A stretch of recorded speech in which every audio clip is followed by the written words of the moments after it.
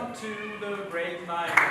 Ladies and gentlemen, distinguished guests and esteemed delegates, I would like to welcome you all to this important gathering where we will delve into a crucial topic that affects the fundamental of our urban societies. What we are going to do today is we have the proposition side and the opposition side with 4 speakers each team. There will be rebuttals for each speaker's turn. The timekeeper that will be sitting beside me will keep track of the time. As we gather here today, I urge you all to approach this discussion with an open mind to listen attentively to different perspectives. The motion today is urban areas should prioritize green spaces over commercial development. This topic talks about whether or not green spaces such as parks, trees, gardens should or shouldn't be prioritized over commercial development, including buildings, office, retail stores, or factories in urban areas. Thank you, and let us begin our debate.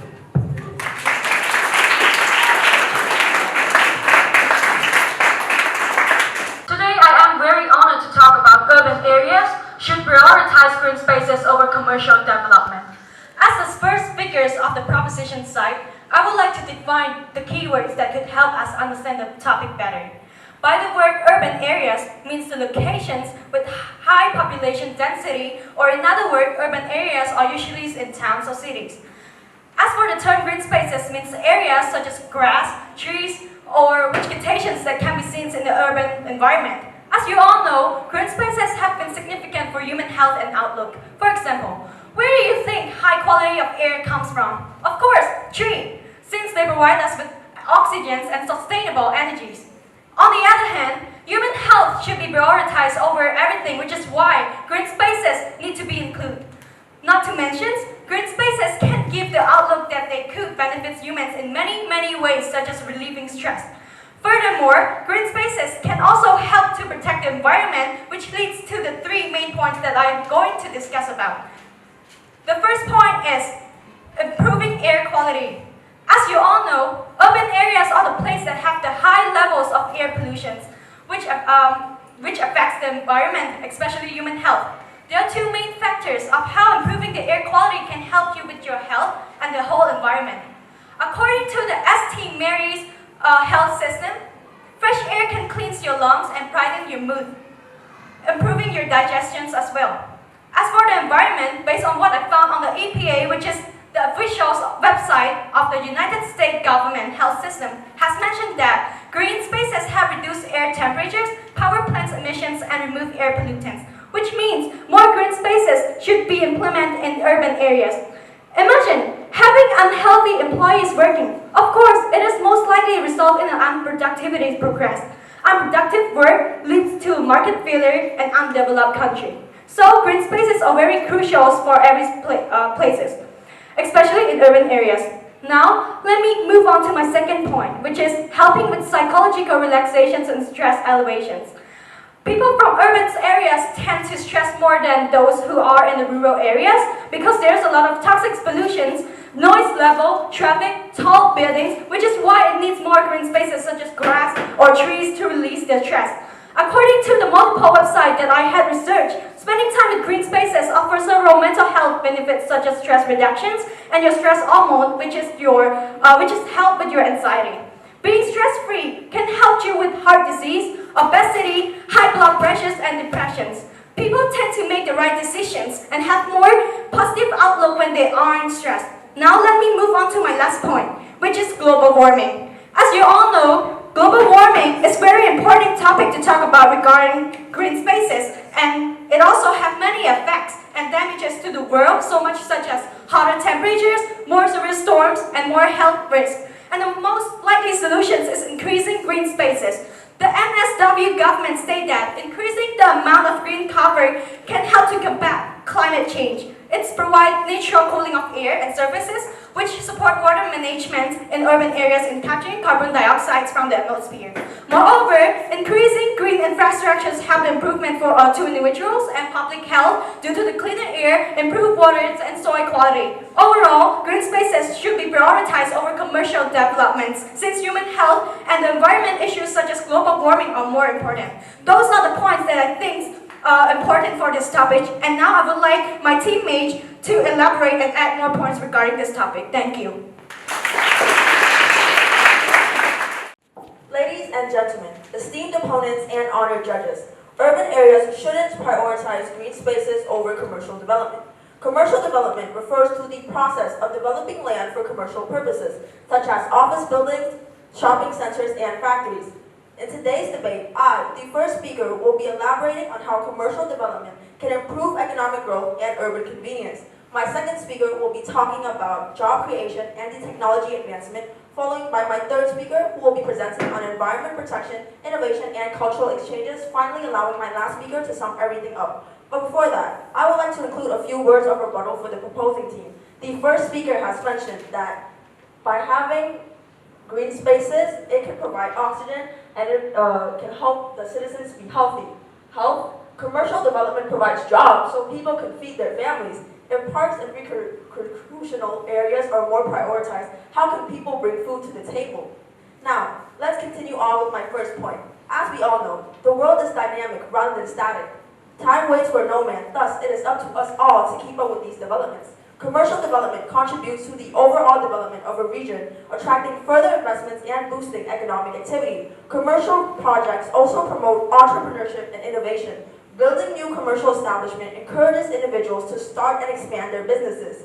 By incorporating commercial development in urban areas, it can help cities harness their full potential and overcome their problems by creating more job, wealth, and income, improving living standards and well-being. This leads to a decrease in poverty and inequality, which will help enhance social cohesion and diversity. Economic growth generates job opportunity and hence stronger demand for labor, the main and often the sole asset of the poor. In turn, increasing employment has been crucial in delivering higher growth. Proceeding to my last point, the urban convenience. Urbanization is the source of many enterprises. When urban regions are included, individuals won't have to go far to get groceries or government services as they would in rural areas. Instead, resources will be readily available. Better access to housing, energy storage, transit, and medical facilities is something that my next speaker will go into more detail about. While green spaces are beneficial to the ecosystem, metropolitan places will benefit humanity as a whole because of the multitude of requirements we have. In economic terms, a nation will be less prone to experience recessions or contraction if supply and demand are equal. Every one of the four components that go into how a firm operates will be executed well. What I mean by that is every effort involving land, labor, capital, and enterprise will be completed effectively. An efficient business environment will support economic growth in a nation. To conclude, by prioritizing commercial development over green spaces can contribute to a numerous amount of beneficial factors that can make our environment better for the citizens and the economy of the world. We're not saying that green spaces are completely useless. It's also very important for our society. But in today's advancing world with technology, commercial development should be more prioritized. Thank you. Speaker for the proposition side may now speak. Ladies and gentlemen, as a second speaker, I would like to address 2 points why urban areas should prioritize green spaces over commercial development. My first point is that prioritizing green spaces helps to preserve and improve a healthy environment for biodiversity. We all live in the same world and we give out benefits to each other, and that is how our lives are maintained. We do need commercial developments for people's well-being and economic development. However, it is time for us to develop more in green spaces and care for our health.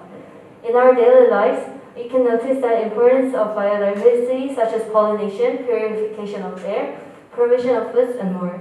If any ecosystem gets destroyed by loss of biodiversity, everyone will get affected or may result in another destruction of ecosystem. According to RoyalSociety.org, currently 37,400 animal and plant species are known to be threatened with extinction. There will be more species that are endangered than creatures already discovered. To reduce the possibility of biodiversity loss, we should prioritize green spaces and make a healthy environment. Moving on to my second point, we can preserve biodiversity, but not only that, we can get economical benefits from investing in green spaces, such as increase in value of properties, lands, increased number of tourists, reduced healthcare costs, and more. Property values of lands and houses will increase since people value green spaces such as parks, rivers, gardens, and more. According to springwaterpcd.org, studies of three neighborhoods in Boulder, Colorado indicated that property values decreased by $4.2 for each foot away from a green belt. Green space benefits both owners and investors of a property, so when the property value goes up, GDP may go up and have more economical benefit. Green spaces would make a more healthy and appealing environment, attracting more tourists, which will increase the revenue earned. Trees and plants in green areas would purify the air, which makes a better environment for people to live, which results in an increase in labor productivity and GDP. There are many other economical benefits you can get from prioritizing green spaces, so we should focus more on green areas more than commercial development. This is the end of my speech. Thank you for listening. The second speaker for the opposition side may now speak. I am the second speaker for the opposition team, but before I proceed, I'd like to begin with a few points of rebuttal. You say that green spaces are where people find relief and stress-free places. That's why there's areas like therapists and also people go to the gym to get stress-free. And also, there are many other places for people to be stress-free, like they can do meditation and yoga. Also, you talked about rural areas and having them as places for people to socialize more. Rural areas may be dumping waste in rivers, and commercialization will implement drainage systems for people not to only be dumping waste in rivers. Okay, over to my first point. Job opportunities. Commercial development has the potential to generate job opportunities in many different ways. A variety of businesses ranging from technology, finance department, healthcare, public services, and entertainment are drawn to urban regions. For the unemployed, the diversity opens up a vast range of career opportunities. Urban settings employ specialization, which will be beneficial towards niche markets expansion as there is required abilities and skills. Infrastructure, development projects, transportation networks, and residential communities are a result of commercial development. Labor, which are people, is required for these activities. Therefore, occupations in areas like construction, maintenance, and related services. Green spaces need to be valued, and they also need maintenance. That's why commercial development will provide people with environmental conservation jobs on how to protect the ecosystem. Once more, not to completely outlaw them, but to give them less of a priority. As the population increases, people need ways to make money and places to live. Wouldn't we all be happy if we had a way to fend for our families? Over to my second point, technological advancements. Operational systems all over the world have been evolving as the years go by. My first speaker talked about how the world is dynamic and commercialization is a must in fields like technology. For instance, one can simply take themselves from place to place by using transportation systems like Grab instead of walking long distances from rural areas. The demand for technology in order to produce goods and services is high. If we look at it, most of this school's operational systems are conducted by technology, which proves how we are already entirely dependent on it. So why not enhance it and improve it? With technological advancements, there will be better business procedures, such as increasing awareness of shifts in the market and adaptations. Use of electricity will also occur, benefiting renewable energy sources. There is a large variety of viewers and content preferences, causing businesses to efficiently advertise their products. How many of us would love to live in areas like Dubai, which are globalized? Quite a few, right? Which furthermore proves my point on why commercialization is more of a priority in the technology sector. Remember, change is an event. Change is not an event, but a process. That's why commercialization should be more prioritized over green areas. The third speaker on the proposition side may now speak. Before I get on with the continuous elaboration of our motion, I would like to give a point of rebuttal. There's been so many cases of people dying from packed crowds in public events, yet you're still suggesting to continue establishing more commercial developments for more profit and economic progression. How sincere of you to think that we humans are committed to live in the world in a packed space without any trees or plants that give us oxygen to breathe in order to continue living. There's been an abundance of commercial activities being altered in our world today, and a time has come where we need to aim to prioritize the health benefits of our people and the natural occurrence of global warming happening on a frequent basis. I would like to first give you all a heads up of what I'll be elaborating on, which would refer to stress alleviation, boosting our mental and physical health stability, and referring to the impact of global warming in our world, and how it can be settled with more outdoor activities being adapted in our environment. To start off, millions of people in today's world are facing high and extreme competition associated with work-related stress levels that mentally and physically deteriorate their health, marking a strong impact on their well-being when being influenced in commercialized activities. Point of information. Yes. If you look at areas like Singapore, which is one of the most globalized countries in the world, if they already did it because they set rules and regulations and laws for people, then why can't we continue with commercialization and expand it? Could you repeat that? I said if you look at areas like Singapore, it is one of the most globalized countries. If they could do it because they set laws and regulations for people to follow, then why can't we prioritize commercialization and expand it? Yes, that is also true, but Singapore has aimed to be an eco-friendly country. So with that being said, then I would like to pass it to Kemma.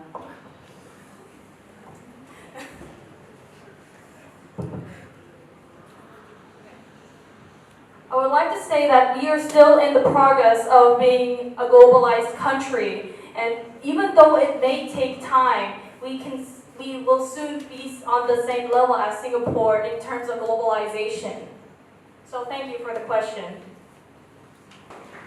To continue on, it has been cited by the World Health Organization that according to them, stress can damage an employee's health and the business performance, which has clearly brought on an issue on how damaging too much stress could be handled for an employee to uptake when partaking in those commercialized business activities. However, this ongoing problem could be resolved only if we take a stand in adding more parks with trees or gardens in order for residents to be able to have the necessary exposure to nature and having the time to clear up their mind out of everything. Providing more parks and outdoor activities will raise more awareness to citizens to be more stress relieved and to lower the potential risk of health concerns, as well as giving them required space meant for their well-being and social engagement. Encouraging them to exercise and do essential activities such as joining charities and growing more trees in the environment to make it more eco-friendly. Our mental health and physical health stability would drastically improve for the better when given the freedom of green spaces adequate for their own needs. A great example with this, like you said, you mentioned Singapore. So in Singapore, being both a country and a city, has succeeded in providing more green spaces in urban areas and has significantly improved the life expectancy of millions of citizens living there. Singapore has contributed to be balanced with being both commercially developed and sustainable in their environment to inquire to becoming the world's largest eco-friendly country. With Singapore being a global example of what they have achieved in the coming and aiming to be a sustainable country with green spaces being applied in urban areas for sustainable environment, why can't we also prioritize and adding more green spaces in urban areas when there's been more action and drawbacks taken in developing commercialized activities along with the ongoing rise of global warming? Thank you.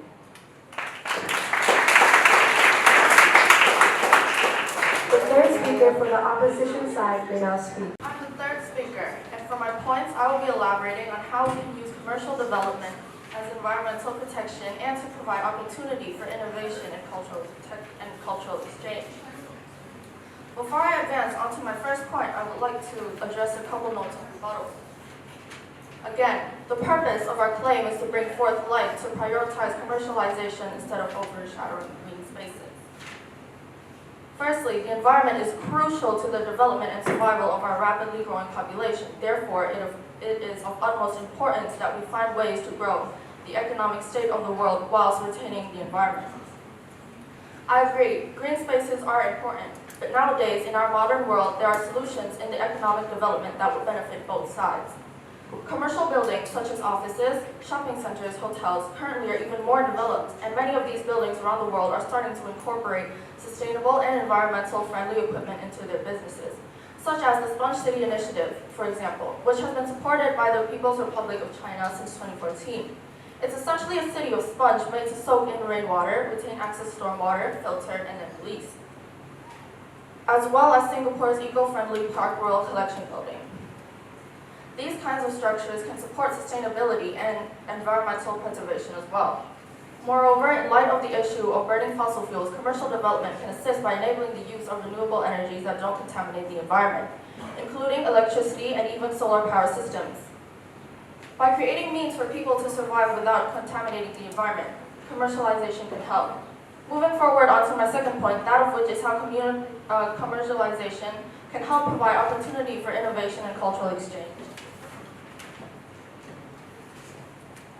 For many programs in countries around the world, smart cities are about using innovation at its broadest to improve urban environment. Territories possessing a rich cultural legacy, custom expertise, skills, and production activities, along with commercial and individual services offerings, can claim advantages that can be further developed and marketed in international markets with the right kind of communication. A cultural heritage place serves as settings for hosting commerce, sociability, and tourism.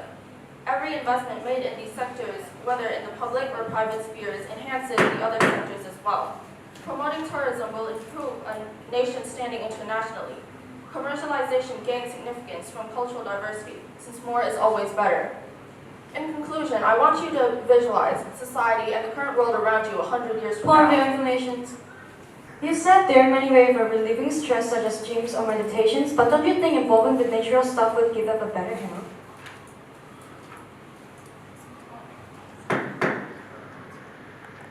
I would like to pass on this question to my fourth speaker. We acknowledge that green spaces also improve the meditation and health of these citizens. And this is why our main argument is that green spaces should still be focused on, but commercial development is more prioritized. Thank you. In conclusion, I want you to visualize society and the current world around you 100 years from now. I know not all, but most of you would probably envision a futuristic world made of technology and improved machinery. But this world that we imagine is impossible without the use of commercialization. Thank you. We'll give the audience 5 minutes to ask any questions from either of the teams. Feel free to raise your hand now. This is a question for opposition. So how do you address concerns that prioritizing commercial development over green spaces could lead to increased urban sprawl and environmental degradation?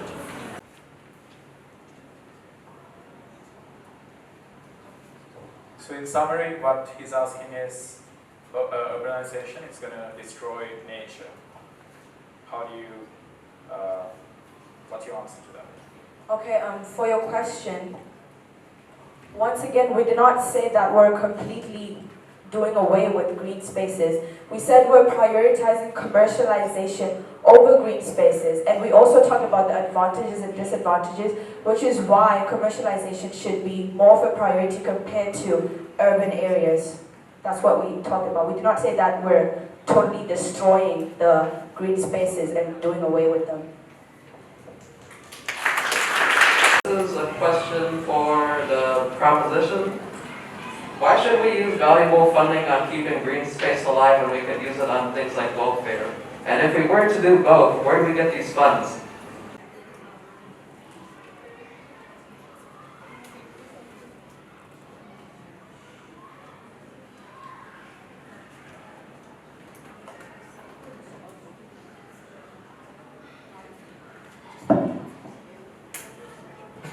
Propositions, please hurry up. To answer your question, we are not saying that commercial development should be pretty much perished compared to having to focus on green areas. You can still have commercial development, and that you can still obtain jobs to pay enough money for those kinds of healthcare and such. But thank you for the question. So, what measures can be taken to ensure that the benefits of commercial development, such as job creation and economic growth, are equitably distributed among all segments of the urban population? For your question, wait, who asked the question? Oh, okay. For your question, Kenta, the world is already at a mixed economy. That's not including North Korea, okay? So by our economy being already in a mixed economy, every job is already like equalized, and a lot of people, when we're prioritizing commercial development, that will be more job opportunities for different people of different areas and cultures as well. Thank you. If the region is to have economic disadvantages from using lands for green spaces instead of commercial development, how are you going to overcome these consequences?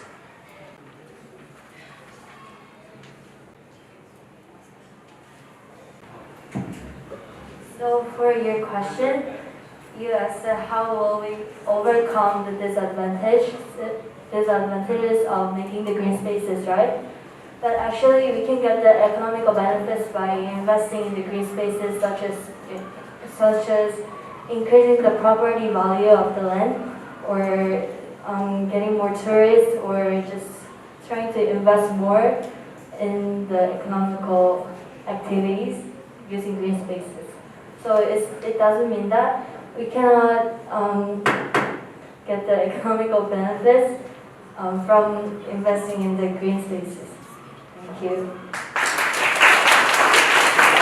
With the debate, the fourth speaker for the opposition side may now speak. Many factors affect commercialization, not just in the nation, but also in the global world at large.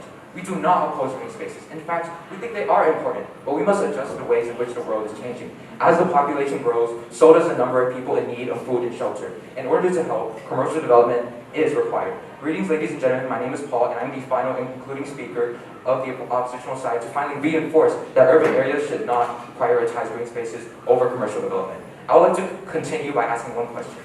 How do you envision the globe in 50 years? Either way, commercial development will be present. Commercial development gives jobs to individuals, and people are driven to work hard and prosper in order to support their family when there is economic growth and sustainability. Additionally, it offers farmers the tools they need to sustainably provide food for their country. Now that I have finished finalizing my 10 points, I would like to point out the multiple inadequacies that the propositional side's argument has.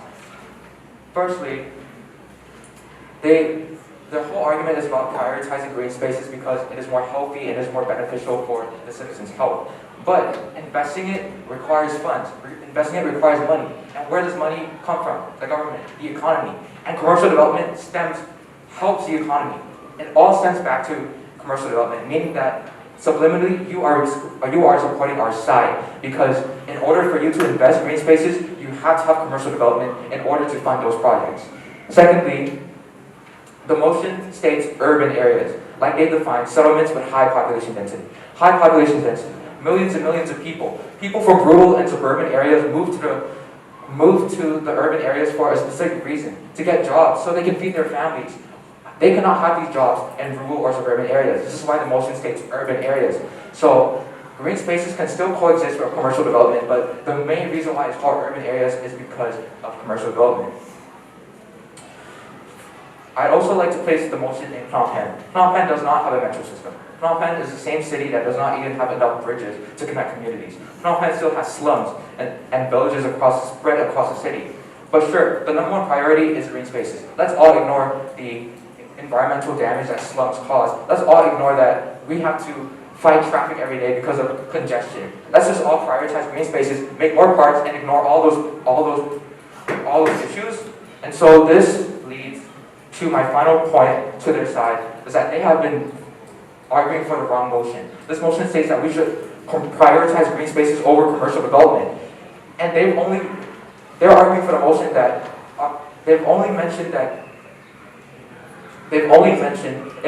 green spaces are important. And we acknowledge that green spaces are important, but you guys have not mentioned any points why it should be prioritized over commercial development. The first speaker, second speaker, third speaker of the propositional side has only brought up points on why it is important, but you guys never brought up points why its benefits outweigh our benefits. And so, after the finalization and summarization of my side's points, along with showcasing the flaws and deficiencies of the propositional side's argument, it has been evidently obvious that the oppositional side has vigorously won this debate. Thank you.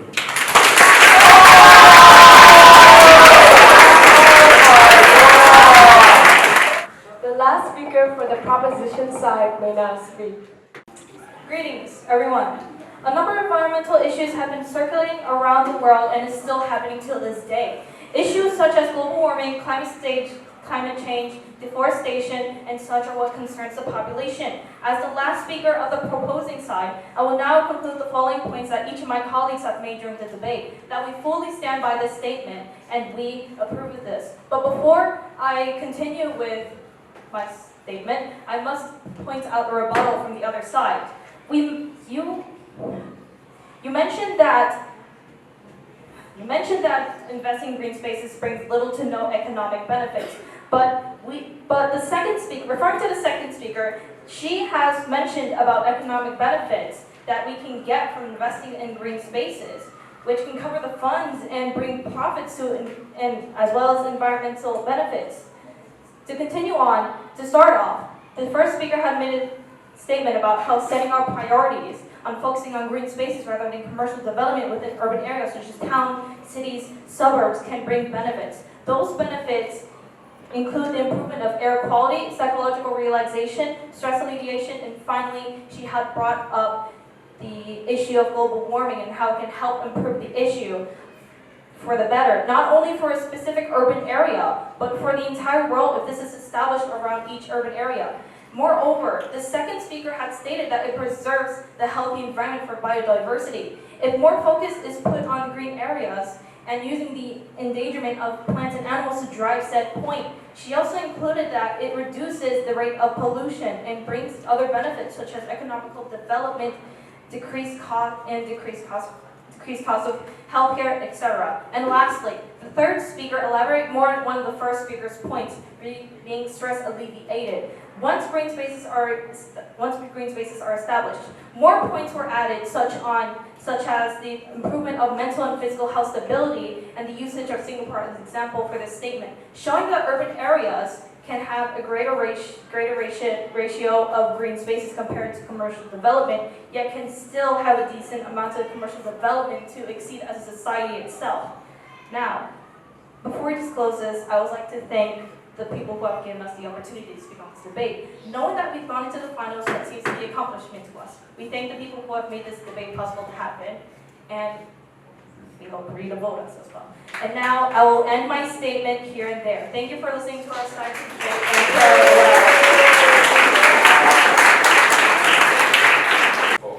Okay, so it's going to be a vote where you raise your hand once I mention the respective team.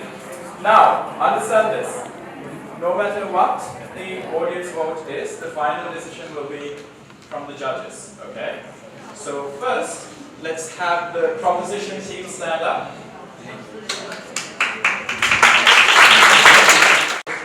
Raise your hand if you think the propositions win.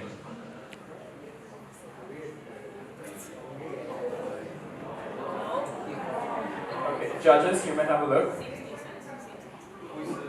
Thank you very much. You may sit down. Let's have the opposition team stand up. And if you think the oppositions win. You may sit down, thank you.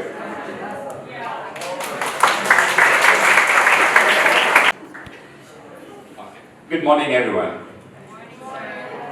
So it's a wonderful time to be here. And first of all, I would like to take this opportunity to say a big thanks to Mr. John for organizing this. Thank you so much, Mr. John. Next, I will take also this opportunity to thank the government side for a well done job. Let's clap for them.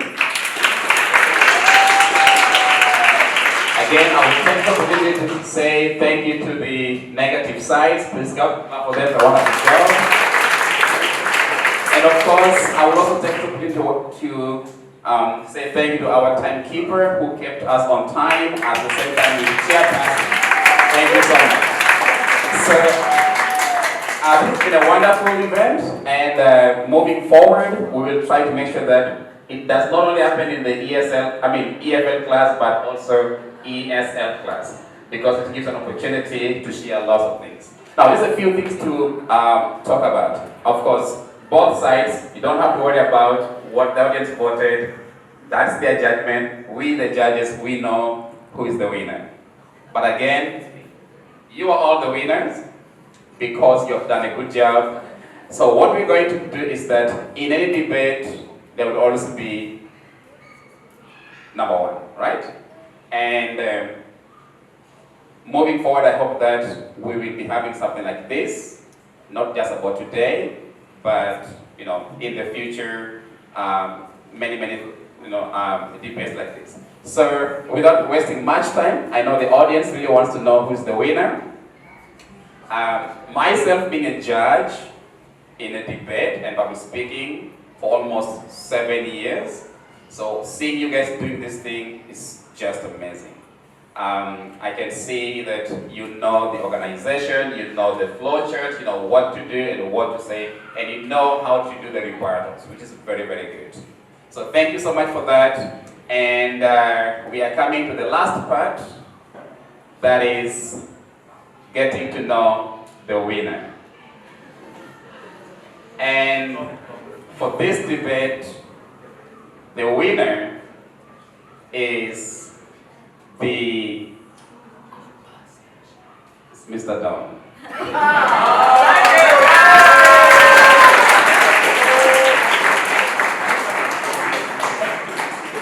All right, thank you. Okay, so the winner goes to the opposite side.